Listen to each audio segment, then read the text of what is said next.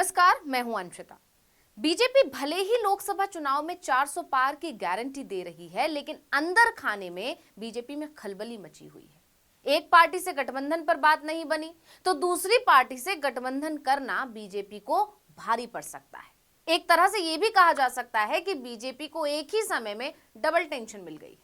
आप समझ तो गए होंगे कि हम किन दलों की बात कर रहे हैं। नहीं समझे तो हम समझा देते हैं। ओडिशा में बीजेपी और बीजेडी के बीच बात नहीं बनी तो वहां बीजेपी अब अकेले चुनाव लड़ेगी। वहीं दूसरी तरफ महाराष्ट्र में मनसे यानी कि महाराष्ट्र नवनिर्माण सेना से गठबंधन बीजेपी के लिए जी का जंजाल बनता जा रहा है। अब सवाल ये उठता है कि आखिर ऐसा क्यों कहा जा रहा है। तो महाराष्ट्र में शिवसेना शिंदे गुट और एनसीपी अजीत पवार गुट के साथ तो अभी सीट शेयरिंग पर बात बन ही नहीं पाई है कि उससे पहले अटकलें लग रही हैं कि बीजेपी महाराष्ट्र नवनिर्माण सेना से गठबंधन पर विचार कर रही है।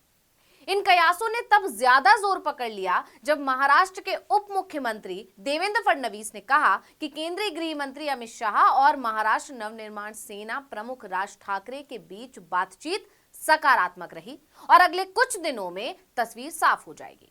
लेकिन जैसे ही यह खबर आई, उत्तर भारतीय समुदाय का प्रतिनिधित्व करने वाले कुछ प्रमुख संगठनों ने बीजेपी को धमकी दे दी। उन्होंने बीजेपी के खिलाफ जाने की बात कह दी। इसी धमकी ने बीजेपी की अब टेंशन बढ़ा दी है। दरअसल उत्तर भारतीय समुदाय का प्रतिनिधित्व करने वाले संगठनों ने बीजेपी के खिलाफ वोटिंग करने की धमकी दी है। मतलब उनका कहना है कि वो बीजेपी को वोट नहीं देंगे। यादव संघ मुंबई, पाल सेवा संघ और अखंड राजपूताना संघ जैसे संगठनों ने कहा है कि वो अपने समुदाय के सदस्यों से अपील करेंगे कि अगर बीजेपी एमएनएस के साथ गठबंधन की घोषणा करती है तो वो उसे वोट ना दे। अब सवाल ये है कि कुछ संगठनों की धमकी और अपील से आखिर बीजेपी इतनी टेंशन में क्यों आ गई है। आखिर बीजेपी को इससे क्या ही नुकसान होगा। तो आपको बता दें कि अगर ये संगठन एकजुट हो गए और इनकी अपील ने काम कर दिया तो बीजेपी को छोटा मोटा नहीं, लाखों वोटों का नुकसान हो सकता है। और उससे भी बड़ी बात, उत्तर प्रदेश और बिहार जैसे सूबों में नुकसान हो सकता है। आपको बता दें कि मुंबई महानगर क्षेत्र में 60 लाख उत्तर भारतीय हैं। इनमें क्षत्रिय, यादव, मौर्य, पाल और ब्राह्मण समेत अन्य जातियां शामिल हैं। ये लोग एमएनएस से खासा नाराज हैं। दरअसल 2008 में एमएनएस ने उत्तर भारतीयों के खिलाफ अभियान शुरू किया था। उस समय एमएनएस कार्यकर्ताओं ने यह आरोप लगाया था कि उत्तर भारतीय रेलवे में नौकरी के इच्छुक उम्मीदवार मराठी लोगों की नौकरियां छीन रहे हैं। इसी बीच जैसे ही खबर आई कि बीजेपी एमएनएस के साथ गठबंधन पर विचार कर रही है, उत्तर भारतीय समुदाय के कान खड़े हो गए और अब वो एमएनएस बीजेपी के संभावित गठबंधन की खबरों पर पैनी नजर रखे हुए हैं। यादव संघ मुंबई ने साफ कहा कि हम गरीब उत्तर भारतीयों पर हुए हमले को नहीं भूले हैं। अगर एमएनएस और बीजेपी के बीच गठबंधन होता है तो उत्तर भारतीयों को निराशा होगी। वो राजनीतिक रूप से मजबूत हैं और 2008 में क्या हुआ था इसके बारे में जानते हैं। उन्होंने कहा कि हमारा संगठन बस सभी को याद दिलाएगा और लोग खुद फैसला करेंगे। अगर गठबंधन होता है तो इसका प्रभाव मतदान पर भी पड़ेगा। उन्होंने कहा कि मुंबई महानगर क्षेत्र में यादव समुदाय के लगभग 1,30,000 लोग रहते हैं।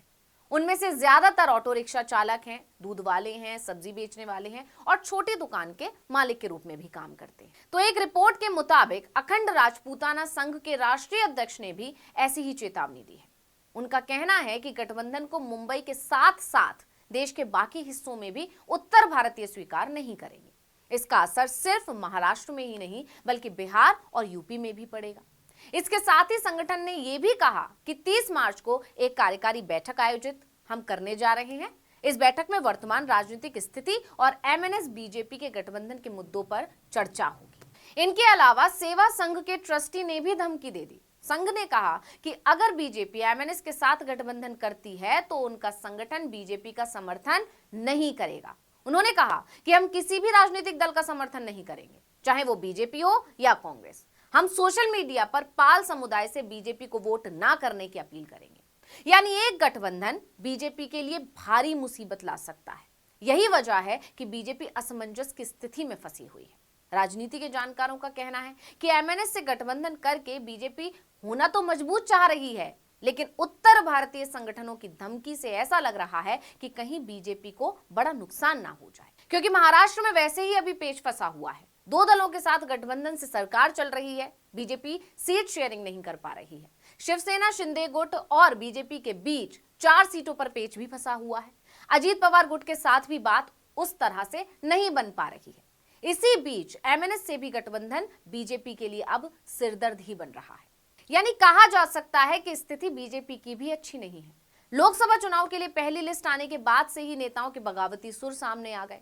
उत्तर प्रदेश से लेकर कर्नाटक तक हर तरफ बगावत छिड़ी हुई है। कई प्रत्याशियों ने अपने टिकट लौटा दिए। अभी खबर आ रही है गुजरात से भी 2 प्रत्याशियों ने अपने टिकट वापस लौटा दिए हैं। यानी अभी तक तो बीजेपी अपने नेताओं की नाराजगी से ही जूझ रही थी, समझ नहीं पा रही है कि इस बगावत को कैसे खत्म किया जाए, नेताओं की नाराजगी कैसे खत्म की जाए। इसी बीच अब तो जनता की नाराजगी की भी खबरें आने लगी हैं। इसके अलावा महंगाई, बेरोजगारी जैसे तमाम मुद्दों पर तो विपक्ष ने बीजेपी के खिलाफ मोर्चा खोल ही रखा है। अब राजनीति के जानकारों का कहना है कि शायद ही कोई राज्य है जहां बीजेपी के आगे चुनौतियां नहीं है। कहीं अपनों की नाराजगी तो कहीं गठबंधन में सीट शेयरिंग पर बात नहीं बन रही है, कहीं गठबंधन ही नहीं हो रहा है तो कहीं जनता ही नाराज है। ऐसे में कैसे देश की सत्ताधारी पार्टी बीजेपी 400 पार का सपना सजा रही है।